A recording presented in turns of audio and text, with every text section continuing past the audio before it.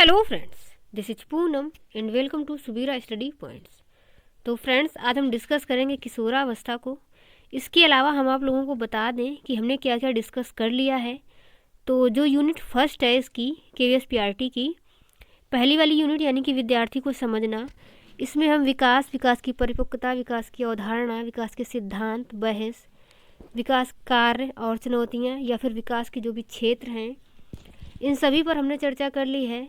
विकास के सिद्धांतों के अंतर्गत हमने जीन, पियाजे, कोहलबर्ग और वाइगोस्की, इसके अलावा जो एरिक्सन का मनोसामाजिक सिद्धांत है उसको भी डिस्कस कर लिया है। इसके अलावा सभी की PDF भी हमने टेलीग्राम पर उपलब्ध करवा दी है। तो अगर आप लोगों ने टेलीग्राम चैनल ज्वाइन नहीं किया है तो PDF के लिए टेलीग्राम को भी ज्वाइन कर लें। और आज हम डिस्कस करेंगे किशोरावस्था को समझना। इसके अंतर्गत संस्थागत समर्थन को डिजाइन करने के लिए आवश्यकताएँ क्या हैं, चुनौतियाँ और निहितार्थ, प्राथमिक और माध्यमिक सामाजिकरण एजेंसियों की भूमिका क्या रहेगी किशोरावस्था के लिए, और होम स्कूल निरंतरता सुनिश्चित करना, यानी कि इन सभी चीज़ों पर आज हम बात करेंगे। और सभी का PDF भी आप लोगों को मिलता रहेगा, तो उसके लिए टेलीग्राम चैनल को ज्वाइन कर लें। और चैनल पर अगर नए हैं तो चैनल को भी सब्सक्राइब कर लें। और वीडियो अगर पसंद आती है तो वीडियो को लाइक एंड शेयर करना ना भूलें। तो चलिए शुरू करते हैं। सबसे पहले बात करते हैं किशोरावस्था की। तो आज यहाँ पर सबसे पहले किशोरावस्था को समझेंगे, उस पर बात करेंगे, उसके बाद कुछ क्वेश्चन की प्रैक्टिस भी करेंगे। सबसे पहले अगर हम यहाँ पर बात करें, किशोरावस्था शब्द अंग्रेजी भाषा के एडोलसेंस का हिंदी रूपांतरण है और इसकी उत्पत्ति लैटिन भाषा के एडोल्सियर शब्द से हुई है। और एडोल्सियर का जो अर्थ होता है परिपक्वता की ओर बढ़ना। इसके संबंध में एक कथन भी कहा है जर्सील्ड ने। इनका कहना है कि किशोरावस्था वह काल है जिसमें विकासशील प्राणी परिपक्वता की ओर बढ़ता है। तो कहने का मतलब ये है कि इस टाइम जो किशोर होता है वो परिपक्वता की ओर बढ़ता है, क्योंकि इस टाइम किशोर में बहुत सारे शारीरिक, मानसिक, सामाजिक सभी तरीके के परिवर्तन होते हैं। और इन्हीं परिवर्तनों के कारण ही इसे परिवर्तन की अवस्था भी कहा जाता है। और इतने सारे परिवर्तन होने के कारण ही जो बालक है वो एक तरीके से परिपक्वता को प्राप्त करने लगता है। तो इसी वजह से इसे परिपक्वता की ओर बढ़ना भी कहा जाता है। आगे देख लेते हैं। विकास की दृष्टि से यह अवस्था क्रांतिकारी परिवर्तनों की अवस्था मानी जाती है, क्योंकि बहुत ज़्यादा परिवर्तन होते हैं सभी क्षेत्रों में, मानसिक रूप से, सामाजिक रूप से, शारीरिक रूप से भी। तो इस वजह से इसे परिवर्तनों की अवस्था भी मानी जाती है। इस अवस्था में परिवर्तनों का स्वरूप इस प्रकार होता है कि बालकों को ना तो बालक ही कहा जा सकता है और ना ही प्रौढ़ कहा जा सकता है, क्योंकि वह एक छोटा बालक भी अब नहीं है और अभी प्रौढ़ भी नहीं हुआ है। तो उसे ना तो बालक ही कहा जाता है और ना ही प्रौढ़ कहा जाता है, लेकिन उसमें इस तरीके से परिवर्तन आने लगते हैं कि वह परिपक्वता की ओर बढ़ता है, यानी कि प्रौढ़ की तैयारी में होता है। उसके बाद एक और कथन है करमाइकल ने दिया है। इनका कहना है कि किशोरावस्था जीवन का वह काल है जहाँ से किसी अपरिपक्व व्यक्ति का शारीरिक व मानसिक विकास चरम सीमा की ओर बढ़ता है। यानी कि ऐसा नहीं है कि अभी तक बच्चे का शारीरिक या मानसिक विकास नहीं हुआ था, क्योंकि बाल्यावस्था तक भी बच्चे का शारीरिक मानसिक विकास होता है, यानी कि वो तो स्टार्टिंग से ही शुरू हो जाता है। लेकिन इस अवस्था में आते आते क्या होता है कि उसका जो शारीरिक और मानसिक विकास है वो चरम सीमा की ओर बढ़ता है, यानी कि परिपक्वता की ओर बढ़ता है। अब आगे देख लेते हैं। स्टेनले हॉल के अनुसार इन्होंने क्या कहा है। इन्होंने कहा है किशोरावस्था बड़े संघर्ष, तूफान व विरोध की अवस्था है। तो ये भी याद रखना है कि संघर्ष, तूफान व विरोध की अवस्था किसने कहा है। ये कहा है स्टेनले हॉल ने। और ये काफ़ी बार क्वेश्चन भी पूछा जाता है कि संघर्ष, तूफान व विरोध की अवस्था किसने कहा है। स्टेनले हॉल ने कहा है। इसके अलावा स्टेनले हॉल के बारे में अगर और बात करें तो इनकी एक बुक है एडोलसेंस। इसमें इन्होंने किशोरावस्था के बारे में जिक्र किया है, यानी कि इन्होंने किशोरावस्था का सबसे पहले क्रमिक अध्ययन किया था और एक बुक लिखी थी एडोलसेंस। और क्रमिक अध्ययन की वजह से इन्हें किशोरावस्था का जनक भी कहा जाता है। तो इसको भी याद रखेंगे कि किशोरावस्था का जनक किसको कहते हैं। ये कहते हैं स्टेनले हॉल को। तो मैं आशा करती हूँ कि आप लोगों को समझ में आ रहा होगा। तो फ्रेंड्स, चैनल को सब्सक्राइब कर लें और वीडियो को लाइक एंड शेयर भी कर दें। आगे समझते हैं। अगला कथन है कि बिंग व हंट ने क्या कहा है। इनका कहना था कि किशोरावस्था के समुचित अर्थ को प्रकट करने वाला एक शब्द है परिवर्तन।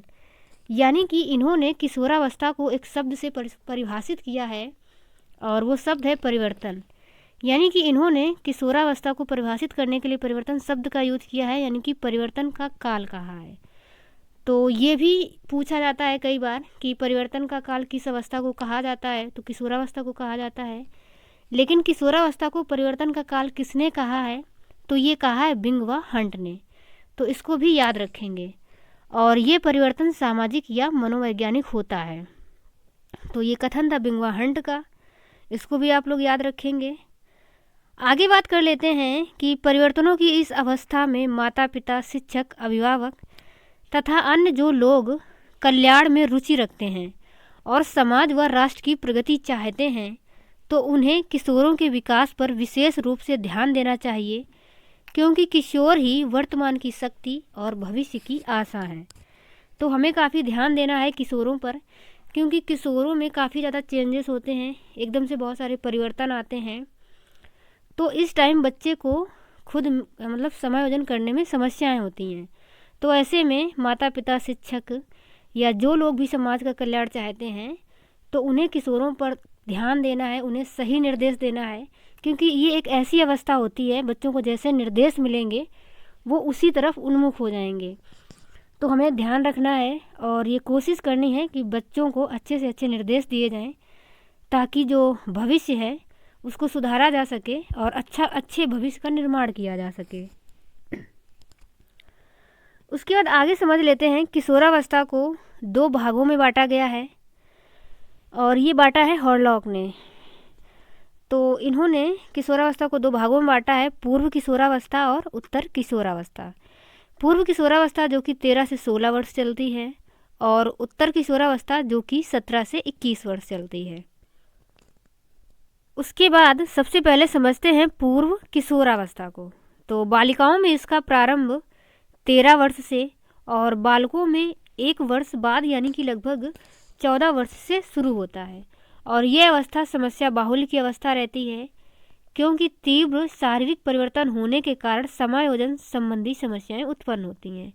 यानी कि इस अवस्था को हम समस्या बाहुल्य की अवस्था भी कह सकते हैं, क्योंकि इस टाइम काफ़ी ज़्यादा परिवर्तन होते हैं बहुत ही तीव्र गति से। तो बच्चों में समायोजन संबंधी समस्याएं उत्पन्न होती हैं, इस कारण इसमें बहुत सारी इस टाइम समस्याओं की अधिकता रहती है।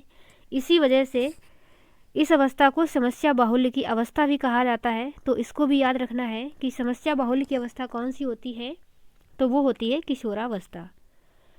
आगे हम समझ लेते हैं उत्तर किशोरावस्था। तो इसकी अगर बात करें तो विकास की दृष्टि से यह अवस्था अत्यधिक महत्वपूर्ण है, क्योंकि यह काल प्रौढ़ जीवन की तैयारी का भी समय होता है। क्योंकि इस अवस्था में जिस प्रकार के व्यवहार व रुचियाँ होती हैं वही जीवन का आधार बनते हैं। कहने का मतलब ऐसा है कि यह जो काल होता है ये प्रौढ़ जीवन की तैयारी से ऐसे है कि इस टाइम बच्चा जैसा भी अपना व्यवहार प्रदर्शित करता है, जैसी उसकी रुचियाँ रहती हैं, तो वही आगे जीवन को आगे निर्धारित करता है। तो इसी वजह से इस टाइम बच्चों में बहुत ध्यान देने की आवश्यकता होती है, यानी कि उसे अच्छे निर्देश, अच्छे परामर्श की आवश्यकता होती है, ताकि जो आगे का जीवन है वो अच्छा हो।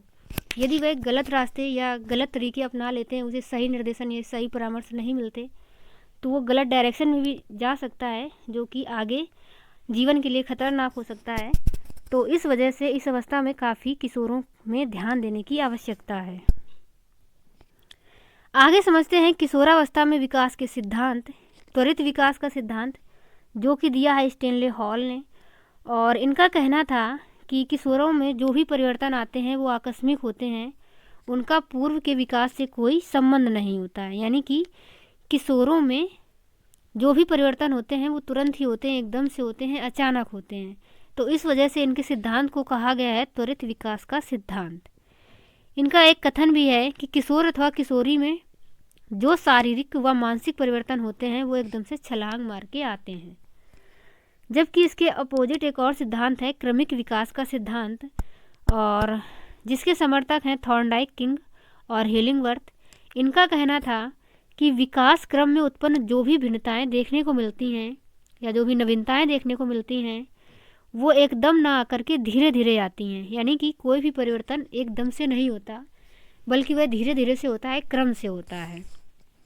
इसके बारे में भी एक कथन है, जिस प्रकार एक ऋतु के आगमन के चिन्ह दिखाई देने लगते हैं उसी प्रकार बाल्यावस्था, किशोरावस्था एक दूसरे से संबंधित रहती है। यानी कि बाल्यावस्था के लास्ट तक किशोरावस्था के कुछ गुण प्रदर्शित होने लगते हैं। ऐसा नहीं है कि किशोरावस्था में एकदम से ही सारे परिवर्तन अचानक हो जाते हैं। तो इसके समर्थक हैं थॉर्नडाइक, हीलिंगवर्थ और किंग, और ये कथन भी किंग का ही है, तो इसको भी याद रखेंगे। और मैं आशा करती हूँ कि आप लोगों को अच्छे से समझ में आ रहा होगा। आगे देख लेते हैं किशोरावस्था की विशेषताएं। तो फ्रेंड्स, उससे पहले थोड़ा हम ये भी समझ लेते हैं, इसी वजह से, क्योंकि इतनी सारी चुनौतियाँ होती हैं, इसी कारण से अभिभावकों को या फिर जो कुछ भी सामाजिक संस्थाएं हैं उनको ध्यान देने की ज़रूरत है किशोरों पर, ताकि उनको अच्छे परामर्श, अच्छे निर्देश दिए जा सकें। अब हम आगे समझ लेते हैं किशोरावस्था की विशेषताएं। शारीरिक विकास में परिवर्तन, मानसिक विकास में परिवर्तन। तो सबसे पहले शारीरिक विकास की अगर बात करें तो इस टाइम किशोर किशोरियों में शारीरिक परिवर्तन बहुत तीव्र गति से होने लगते हैं। उनकी आवाज़ वगैरह चेंज हो जाती है, या फिर शारीरिक लक्षण जो भी हैं वो भी चेंज हो जाते हैं। मतलब उनमें महिला और पुरुष के गुण स्पष्ट दिखाई देने लगते हैं। तो ये तो होता है कि शारीरिक विकास में परिवर्तन होते हैं। इसके अलावा उनके मानसिक विकास में भी परिवर्तन होते हैं। यानी कि उनका जो अब मस्तिष्क है वो और अधिक ज़्यादा विकसित हो जाता है, और इस टाइम भी मैं मतलब सामाजिक कार्यों से अधिक जुड़ाव रखने लगता है। यानी कि उसकी जो मानसिकता है, जो इसका मस्तिष्क है, वो अधिक विकसित होता है और अधिक परिपक्वता की ओर अग्रसर होता है। उसके बाद आगे देख लेते हैं। आगे अगला पॉइंट है घनिष्ठ व व्यक्तिगत मित्रता। यानी कि इस अवस्था में किशोर और किशोरी के एक दो घनिष्ठ मित्र होते हैं जिनसे वह अपनी समस्याओं के बारे में स्पष्ट रूप से बातचीत कर सकते हैं। और इसके संबंध में एक कथन कहा है वैलेंटाइन ने। उनका कहना है कि घनिष्ठ और व्यक्तिगत मित्रता उत्तर किशोरावस्था की विशेषता होती है। तो ये फ्रेंड्स याद रखना है कि घनिष्ठ व व्यक्तिगत मित्रता की जो विशेषता होती है वह किशोरावस्था की विशेषता है। उसके आगे देख लेते हैं व्यवहार में भिन्नता। तो व्यवहार में भिन्नता की अगर बात करें तो इस टाइम बच्चों में व्यवहार में भिन्नता भी पाई जाती है, क्योंकि अब वह बाल्यावस्था से आगे यानी कि किशोरावस्था में आ गया है, तो उसका जो व्यवहार है वो भी परिवर्तित होने लगता है। यानी कि व्यवहार में भिन्नता ये भी विशेषता होती है। इसके अलावा स्थायित्व व समायोजन का अभाव भी रहता है, क्योंकि इस अवस्था में बालकों में या बालिकाओं में जो परिवर्तन होते हैं वो इतने तीव्र गति से होते हैं कि उसके सामने बहुत सारी समस्याएं उत्पन्न होती हैं। यानी कि वह कुछ भी सोचता है, कुछ भी विचार करता है, तो वह किसी भी एक विचार पर स्थिर नहीं रह पाता। तो इस कारण से उसके अंदर समायोजन या स्थायित्व की समस्या भी उत्पन्न होती है। उसके आगे अगर हम बात करें रुचियों में परिवर्तन, तो इस अवस्था में रुचियों में भी परिवर्तन होने लगते हैं। उनकी जो रुचियां हैं वो परिवर्तित होने लगती हैं। कहने का मतलब ऐसे है कि बच्चा जैसे जैसे आसपास के समूहों से प्रभावित होता है, कुछ ऐसे समूह होते हैं जिनसे वह प्रभावित होता है तो उनके अनुसार अपनी रुचियाँ प्रदर्शित करता है, या फिर वह मीडिया से भी प्रभावित होता है या किसी सामाजिक कार्यकर्ता से प्रभावित होता है तो भी उसमें रुचियों का परिवर्तन होता है। यानी कि कहने से मतलब ये है कि इस अवस्था में बच्चों की रुचियाँ भी परिवर्तित होने लगती हैं। और अगला पॉइंट है काम भावना का विकास। यानी कि इस अवस्था में बालक बालिकाओं में विषम लिंगी प्रेम उत्पन्न होता है। यानी कि वह विषम लिंगी के प्रति आकर्षण दिखाते हैं। जो लड़के होते हैं वो लड़कियों की तरफ और लड़कियां लड़कों की तरफ आकर्षित होती हैं। तो काम भावना का विकास भी विकसित होने लगता है। इसके अलावा मानसिक स्वतंत्रता और विद्रोह की भावना। तो इस अवस्था में बच्चे मानसिक स्वतंत्रता चाहते हैं। इसके अलावा उनमें विद्रोह की भावना भी उत्पन्न हो जाती है। वह बड़ों की बात नहीं मानते, मतलब बात मानने के लिए तैयार नहीं होते। इस वजह से उनके अंदर विद्रोह की भावना भी उत्पन्न हो जाती है, क्योंकि जो भी सामाजिक मान्यताएं, परंपराएं, रीति रिवाज होती हैं तो इनमें वह कुछ कमी विश्वास करते हैं और इस कारण से विद्रोह उत्पन्न करते, मतलब विद्रोह करते हैं। यानी कि वे बड़ों की बातें नहीं मानते, विद्रोह उनका करते हैं। तो इससे संबंधित एक कथन है जो कि कहा है काल्सनिक ने। उनका कहना था कि किशोर प्रौढ़ों को अपने मार्ग में बाधा समझता है और जो उसे अपनी स्वतंत्रता का लक्ष्य प्राप्त करने से रोकते हैं। मतलब किशोर ऐसा समझता है कि जो भी हमारे बड़े बुजुर्ग हैं वो हमारा लक्ष्य प्राप्त करने में हमें, मतलब हम पे बाधा उत्पन्न कर रहे हैं। यानी कि वह अपने मार्ग में उन सभी को बाधा समझता है और इस कारण से वह विद्रोह करता है, उसमें विद्रोह की भावना उत्पन्न होती है। आगे देख लेते हैं कल्पना की अधिकता। यानी कि इस टाइम किशोर और किशोरी में कल्पना की अधिकता रहती है। वह तरह तरह की कल्पनाएं करते हैं और इस टाइम उनमें अमूर्त चिंतन भी विकसित हो जाता है। तो ये भी याद रखना है कि किशोरावस्था में बच्चों में अमूर्त चिंतन विकसित होता है और कल्पना की भी अधिकता होती है।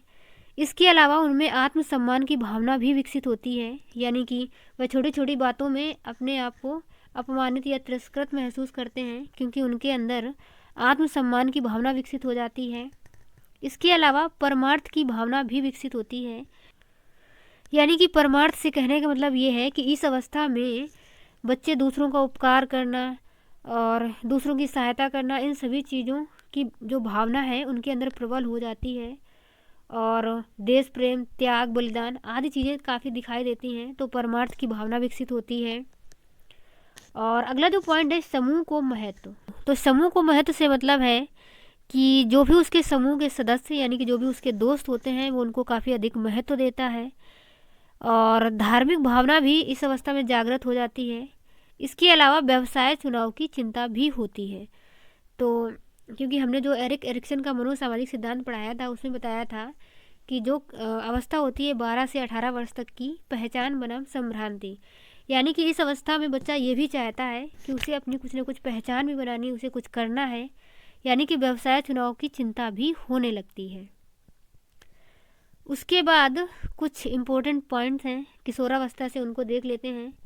नए जन्म का काल, ये कहा है स्टेनले हॉल ने। परिवर्तन का काल, ये कहा है बिंग व हंट ने। पीछे हमने जो कथन बताया था उसमें डिस्कस किया था। और जीवन का सबसे कठिन काल, ये कहा है किलपैट्रिक ने। तो ये सभी चीज़ें याद रखेंगे। उसके बाद आगे देख लेते हैं। तो इस अवस्था में किशोर किशोरी अच्छे या बुरे, धार्मिक या अधार्मिक, परिश्रमी या अकर्मण्य, सभ्य या असभ्य, सामाजिक या असामाजिक, देश प्रेमी या देशद्रोही बन सकते हैं। तो कहने का मतलब ऐसे है कि यदि इस अवस्था में किशोरों को अच्छे निर्देश, अच्छे परामर्श मिलते हैं तो वह अच्छे बनेंगे, धार्मिक बनेंगे, परिश्रमी बनेंगे, सभ्य बनेंगे और सामाजिक या फिर देश प्रेमी बन सकते हैं। वहीं जबकि यदि उन्हें अच्छे परामर्श, अच्छे निर्देश नहीं मिलते हैं या किसी भी कारण से वो रास्ते से भटक जाते हैं तो वह बुरे कार्यों को भी कर सकते हैं, यानी कि वे बुरे बन सकते हैं। अधार्मिक कार्य भी कर सकते हैं, अकर्मण्य यानी कि कर्महीन भी बन सकते हैं, असभ्य बन सकते हैं, असामाजिक कार्यों को भी कर सकते हैं या फिर वह देशद्रोही भी बन सकते हैं। तो यही सारी जो चीज़ें हैं ये किशोरों की चुनौतियाँ होती हैं और इन्हीं सभी चीज़ों को ध्यान में रखने के लिए जो घर, समाज या अध्यापकों का कर्तव्य होता है कि उनका ध्यान रखा जाए, उन पर विशेष ध्यान दिया जाए, उन्हें अच्छे निर्देश और अच्छे परामर्श दिए जाएं। तो इसी सब को देखते हुए आगे देख लेते हैं कि इस अवस्था में शिक्षा व्यवस्था करते समय निम्न बातों का विशेष हमें ध्यान रखना है। तो कौन कौन सी बातों पे हमें ध्यान देना है? सबसे पहले तो शारीरिक विकास के लिए शिक्षा। तो शारीरिक विकास की अगर बात करें तो शारीरिक विकास के लिए घर और विद्यालय दोनों का ही ये उत्तरदायित्व होता है कि वे किशोरों के शारीरिक विकास के लिए विशेष प्रयत्न करें, यानी कि हमें उनका जो शारीरिक स्वास्थ्य है वो भी बेहतर बनाना है, क्योंकि इस टाइम शारीरिक परिवर्तन बहुत ज़्यादा होते हैं तो उन्हें पौष्टिक भोजन देने की आवश्यकता है। इसके साथ साथ विद्यालयों का ये कर्तव्य होता है कि वे उन्हें उचित रूप से शारीरिक व्यायाम, खेल कूद, इन सभी चीज़ों की व्यवस्था करें, और ताकि इससे क्या होगा, इसको जब शिक्षा के साथ जोड़ा जाएगा तो बच्चा फिर इन क्रियाओं को करता है और इन क्रियाओं को जब करेगा तो वह अन्य सभी जो भी अनुचित क्रियाएं रहेंगी उनसे दूर भी रहेगा, यानी कि इन सभी चीज़ों को हमें ध्यान में रखना है। उसके बाद मानसिक विकास की अगर बात करें तो क्योंकि इस टाइम बच्चे में जो उसकी मानसिक क्षमता है वो अधिक होती है, तो मानसिक विकास के लिए हमें बच्चों से ऐसे कार्य करवाने हैं जिससे उनका मानसिक विकास हो सके। जैसे कि जिस भी सब्जेक्ट में वो रुचि रखते हैं उनसे संबंधित क्रियाएं करवाई जाएं, तो इससे उसका मस्तिष्क विकसित होगा। और इसके अलावा संवेगात्मक विकास के लिए भी शिक्षा देना है, मतलब बच्चों की संवेगात्मक विकास को भी ध्यान रखना है। तो हमें इस टाइम बच्चों के संवेगात्मक यानी कि संवेगों के विकास पर भी विशेष ध्यान देना है, क्योंकि ये बहुत ही संवेदनशील अवस्था होती है किशोरों के लिए। तो उनमें बहुत जल्दी ही निराशा की भावनाएं भी उत्पन्न हो जाती हैं। तो ऐसे में माता पिता तथा अध्यापकों को उनका साथ देना है, मतलब उनके साथ अच्छा व्यवहार करना है, उन्हें उचित निर्देशन और परामर्श देने हैं ताकि जो उनके संवेग हैं उनका विकास अच्छे से हो सके। सामाजिक विकास के लिए शिक्षा, तो बात अगर हम करें सामाजिक विकास की शिक्षा, तो उन्हें सामाजिक विकास की शिक्षा भी देनी है, यानी कि जो भी सामाजिक कार्य होते हैं और किस तरीके से समाज के कार्य करने हैं, यानी कि किस तरीके से समाज में रहना है, इन सभी चीज़ों के बारे में शिक्षा देनी है। उसके बाद निर्देश और परामर्श की अगर बात करें तो उन्हें हमें इस अवस्था में उचित निर्देश और परामर्श भी देने हैं। तो ये सारी चीज़ें हम पीछे बता भी चुके हैं। इसके अलावा आगे देख लेते हैं व्यक्तिगत भिन्नताओं के अनुसार शिक्षा देनी है, क्योंकि जो प्रत्येक बालक होते हैं, बच्चे होते हैं, उनमें अलग अलग भिन्नताएं पाई जाती हैं। तो हमें व्यक्तिगत भिन्नताओं के अनुसार शिक्षा देनी है। इसके अलावा पूर्व व्यावसायिक शिक्षा से मतलब है कि बच्चे जिस चीज़ में रुचि रखते हैं, यदि किसी व्यवसाय वगैरह में इस तरीके से रुचि रखते हैं या फिर आगे वो क्या बनना चाहते हैं, तो इस हिसाब से भी उन्हें शिक्षा देनी है। उसके बाद देख लेते हैं अगला पॉइंट, और अगला पॉइंट है यौन शिक्षा की व्यवस्था। तो यौन शिक्षा के बारे में किशोरों को अवश्य ही शिक्षा दी जानी चाहिए, क्योंकि इससे संबंधित जो भी गलत आचरण है उनके प्रति किशोरों को जागरूक करना, और जागरूक करके उन्हें उनका जो मानसिक संतुलन है उसको बेहतर किया जा सकता है। इसके अलावा वो समाज में किस तरीके से समायोजन करें, तो इसको भी बेहतर किया जा सकता है। तो हमें किशोर और किशोरियों को यौन शिक्षा भी देनी है। इसके अलावा जीवन दर्शन की शिक्षा की अगर बात करें तो जीवन दर्शन की भी शिक्षा देनी है बच्चों को, ताकि वे मतलब उनका जो भी जीवन है या वो जिस भी मार्ग पर जाना चाहते हैं उसका वह उचित तरीके से पथ प्रदर्शन कर सकें। तो हमें जीवन दर्शन की भी शिक्षा देनी है। इसके अलावा किशोरों के महत्व की मान्यता, यानी कि किशोरों के भी जो कुछ ना कुछ महत्व हैं उन्हें भी हमें मान्यता देनी है। ऐसा तो है नहीं कि बच्चे हैं तो उनकी कुछ ना कुछ अपनी मान्यताएं होंगी, तो उन्हें हमें ध्यान में रखना है, यानी कि उनको मान्यताएं देनी है। ऐसा नहीं करना है कि जो कुछ भी उनकी मान्यताएं हैं या जो कुछ भी उनके विचार हैं उनको हम पूरी तरीके से गलत ठहरा दें। तो ये काम हमें नहीं करने हैं, यानी कि उनके विचारों को, उनके महत्वों को हमें मान्यता देनी है। इसके अलावा अगला है नैतिक विकास के लिए भी शिक्षा देनी है, ताकि उनका नैतिक विकास किया जा सके। और हमें इन सभी चीज़ों को करते हुए मतलब शिक्षण शैली का भी ध्यान रखना है कि किस तरीके से बच्चों को पढ़ाया जाए, ताकि जो उनका मानसिक विकास है या उनके अंदर तर्क करने की क्षमता है वो और अधिक विकसित हो, या फिर उनका अमूर्त चिंतन भी विकसित होना चाहिए। इसके अलावा उनमें रचनात्मकता भी आनी चाहिए। तो हमें शिक्षण शैली का भी ध्यान रखना है। इसके अलावा बच्चों से हमें सहानुभूतिपूर्ण व्यवहार रखना है, यानी कि बच्चों के प्रति सहानुभूतिपूर्ण व्यवहार रखना है, क्योंकि जो किशोर होते हैं यदि हम उनके प्रति सहानुभूतिपूर्ण व्यवहार नहीं दिखाएंगे तो ऐसे में उनके अंदर निराशा या फिर और भी कई सारी भावनाएं हैं जो या मतलब हीन भावनाओं से भी ग्रसित हो सकते हैं। तो हमें बच्चों में सहानुभूतिपूर्ण व्यवहार दिखाना है। इसके अलावा समानुभूति से मतलब है कि खुद को बच्चे की जगह पर रख करके सोचना है, यानी कि हमें समानुभूति भी दिखानी है। मतलब इस तरीके का भी व्यवहार करना है कि यदि उसकी कंडीशन में मैं होता तो मतलब मुझे कैसा फील होता है, तब मतलब उसके साथ किस तरीके से व्यवहार किया जाना चाहिए, तो ये व्यवहार भी करना है, यानी कि समानुभूति भी दिखानी है। आगे अब हम कुछ क्वेश्चन की प्रैक्टिस कर लेते हैं। तो यहाँ पर पहला क्वेश्चन है, किसके अनुसार किशोरावस्था बड़े संघर्ष, तनाव, तूफान व विरोध की अवस्था है। तो ये हमने इसको डिस्कस किया था, और ये कथन किसका है, ये कथन है स्टैनले हॉल का। और इसके अलावा इन्हें किशोरावस्था का जनक भी कहा जाता है, और इनकी एक जो प्रसिद्ध बुक है एडोलसेंस उसको भी याद रखना है। आगे देख लेते हैं, अगला क्वेश्चन है, किशोरावस्था के दौरान विकासात्मक परिवर्तनों के फलस्वरूप होने वाली एक मुख्य समस्या है प्रेरणा की कमी, सहयोग की कमी, अभिरुचि की कमी या फिर समायोजन की कमी। तो बताइए कि इसमें कौन सा सही हो जाएगा, यानी कि कौन सी एक मुख्य समस्या है। तो इस टाइम जो सबसे प्रमुख समस्या होती है वो होती है समायोजन की समस्या, यानी कि इस टाइम किशोरों के आगे मतलब बहुत सारी समस्याएं होती हैं और वह इन सभी समस्याओं से निपटने के लिए सही से समायोजन नहीं कर पाता। तो समायोजन की कमी, यानी कि ऑप्शन हमारा 4 नंबर सही हो जाएगा। उसके बाद अगला है, किशोरावस्था की विशेषता है नया जन्म का काल, परिवर्तन का काल, वसंत ऋतु या फिर उपरोक्त सभी। तो ये सभी विशेषताएं किशोरावस्था की होती हैं, यानी कि ऑप्शन हमारा 4 नंबर सही हो जाएगा। अगला है, निम्नलिखित में से कौन सा कार्य किशोरावस्था के विकासात्मक कार्यों में नहीं आता? स्थूल या सूक्ष्म कार्य हेतु सभी तरीके के आवश्यक संपत्तियों का विकास करना, अपनी एक अलग पहचान बनाने की ओर बढ़ना, अधिक आत्मनिर्भरता की ओर कदम बढ़ाना, या फिर अगला ऑप्शन है, वस्तुओं, व्यक्तियों, स्थानों और मूल्यों के प्रति अस्थायी भाव विकसित होना। तो सबसे पहले तो क्वेश्चन को देखना है कि क्वेश्चन में पूछा गया है कौन सा कार्य किशोरावस्था के विकासात्मक कार्यों में नहीं आता। तो यदि वह स्थूल या सूक्ष्म कार्य है तो सभी तरीके से आवश्यक संपत्तियों का विकास करता है तो ये उसके विकासात्मक कार्य में आएगा, यानी कि उसका विकास होगा।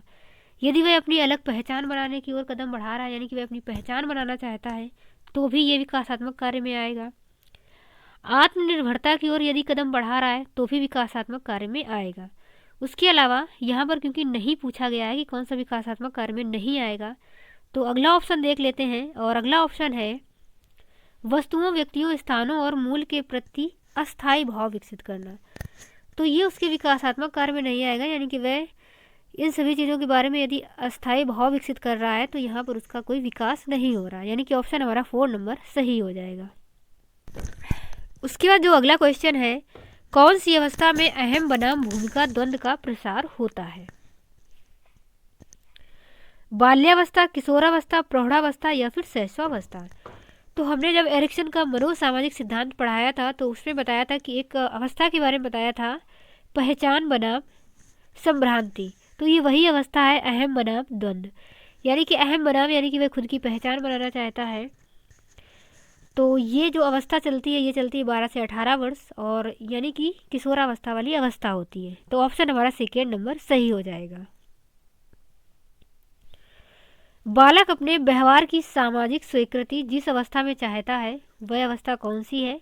तो ये सारी चीज़ें अभी हमने पीछे डिस्कस की हैं, यानी कि वह अपने व्यवहार की सामाजिक स्वीकृति चाहता है किशोरावस्था में, यानी कि ऑप्शन हमारा 2 नंबर सही हो जाएगा। शारीरिक अंगों एवं संपूर्ण शरीर की बढ़ोतरी को कहते हैं वृद्धि, विकास, परिपक्वता या फिर क्रम विकास। तो यहाँ पर शारीरिक अंगों या फिर संपूर्ण शरीर की बढ़ोतरी यानी कि वृद्धि हो रही है, तो बढ़ोतरी को हम वृद्धि ही कहेंगे, यानी कि ऑप्शन हमारा 1 नंबर सही हो जाएगा। चरित्र का विकास होता है इच्छा शक्ति द्वारा, आचरण एवं व्यवहार द्वारा, नैतिकता द्वारा या फिर उपरोक्त सभी द्वारा। तो यहाँ पर भी ऑप्शन हमारा सभी ही सही हो जाएगा, क्योंकि इच्छा शक्ति द्वारा यानी कि आप लोगों ने सुना भी होगा कि जैसा आप चाहते हैं, जैसा आप सोचते हैं वैसे ही आप बन जाते हैं। तो चरित्र के विकास में इच्छा शक्ति का होना भी ज़रूरी है, यानी कि इच्छा शक्ति के द्वारा आपके चरित्र का विकास होता है। और आचरण एवं व्यवहार यानी कि आप कैसा आचरण है, आपका कैसा व्यवहार प्रदर्शित करते हैं, ये सभी चीज़ें चरित्र को प्रभावित करती हैं। और नैतिकता द्वारा चरित्र का विकास होता है, यानी कि ऑप्शन हमारा 4 नंबर सही हो जाएगा। आगे देख लेते हैं। अगला क्वेश्चन है, एक 13 वर्षीय बालक अपने बड़ों से झगड़ा करता है और हमेशा स्वयं को ही सही साबित करने की कोशिश करता है, तो वह विकास की किस अवस्था में है? बाल्यावस्था में, किशोरावस्था में, प्रारंभिक बाल्यावस्था या फिर वयस्क अवस्था?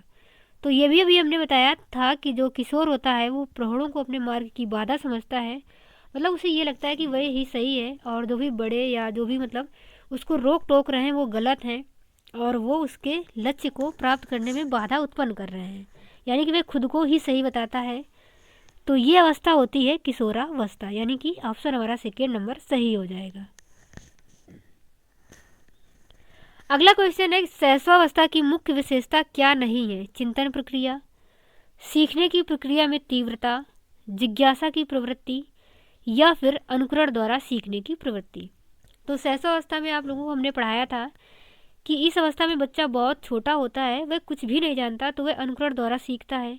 इसके अलावा जैसे जैसे वह बड़ा होता जाता है, चीज़ों को देखता है, तो उसके अंदर जिज्ञासा भी उत्पन्न होती है और सीखने की सीखने की प्रक्रिया में तीव्रता भी होती है इस टाइम। और यहाँ पे पूछा गया है कौन सी विशेषता नहीं है, यानी कि चिंतन प्रक्रिया, इस टाइम वह चिंतन नहीं करता। तो ऑप्शन हमारे ये सभी गलत हो जाएंगे, क्योंकि नहीं वाला पूछा है, तो ऑप्शन हमारा 1 नंबर सही हो जाएगा।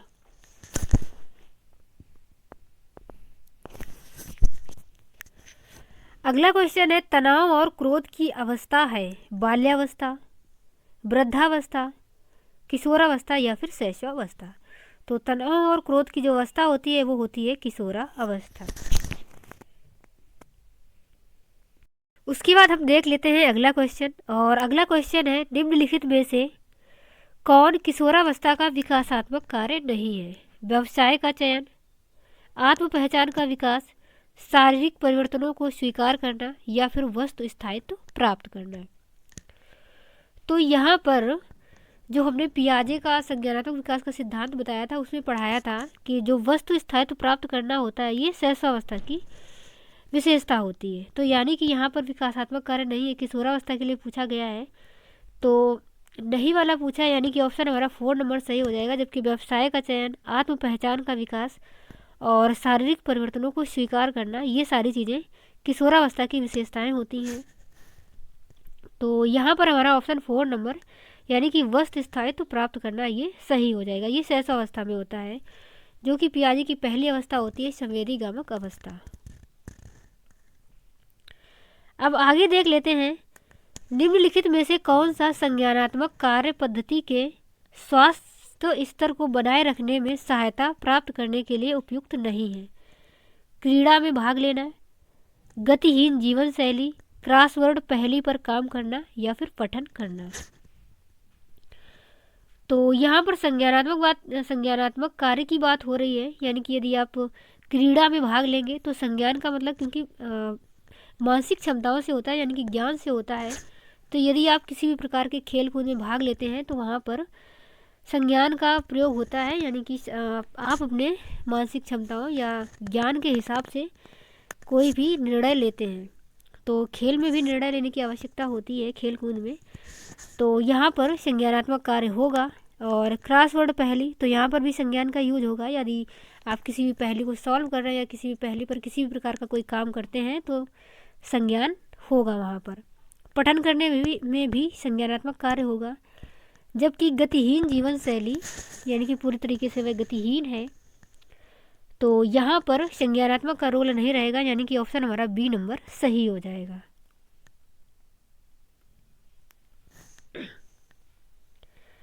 अब हम आगे देख लेते हैं। तो अब आगे क्वेश्चन नहीं है। तो चलिए फ्रेंड्स, आज की वीडियो में इतना ही रखते हैं, और मैं आशा करती हूँ कि आप लोगों को अच्छे से समझ में आया होगा। इसके अलावा फ्रेंड्स, मुझे थोड़ा जुकाम भी है, तो हो सकता है आवाज़ कम समझ में आ रही हो। और आगे मिलेंगे अगले वीडियो में, तब तक के लिए bye bye and take care. और इसके अलावा इसका PDF आप लोगों को मिल जाएगा, तो PDF के लिए आप लोग टेलीग्राम चैनल को ज्वाइन कर लें।